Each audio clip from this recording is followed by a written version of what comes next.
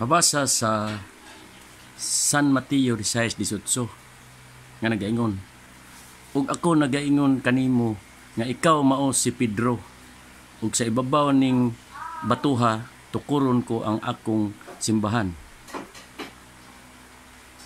Mao ni maigsuon nga daghan kay kong gipangutana, kay wala naman gyud lain nga simbahan kitong usa ra man gyud. Daghan kong gipangutana mismo nga mga Katoliko ug mga lain tinuan nga nibalhin ngadto sa pagka Katoliko nga gikan sa Katoliko, ug mga Katolik pit depender nga nipabor sa binag-o. Ako na silang gipangutana nga asa man ang simbahan ni Kristo, asa na to makita, asa na to siya simbahon. Wa gyud nakatubag ana mga igsuon.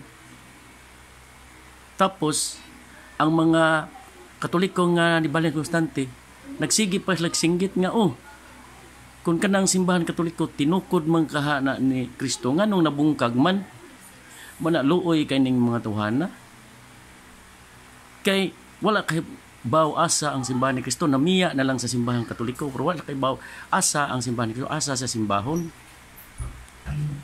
Klaro maigsuon haron masayra ninyo ang simbahan gyud ni Kristo mao nang tabernakulo. Karon labaw pa nagiaglinog ug flood control nga gipang ilang gibuldos, ilang gibakho, ilang gibalhin uban sa kilid. Unya ang uban wala pa napastunga, pero ang pari na mao'y magpatunga, alihan na ang tabernakulo nga mao nay gihimong Kristo nga simbahan. Nya doon na ko nasudlan jud nga simbahan, wala na gyud dahi tabernakulo. Ang pari na lay maglingkod-lingkod diha nga mao na gisimbahan sa mga tao diha sa atubangan sa altar.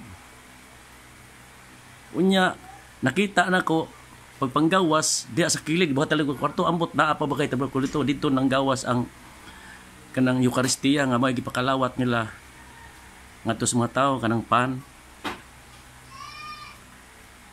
Mao na maigsuon dili gyud ang ayan nga balhino na ang kanang tabernakulo, kay mao gyud na ang arka, altar, tabernakulo nga mao na ang kaamgid sa arka ni Noe nga mao nang sakyanan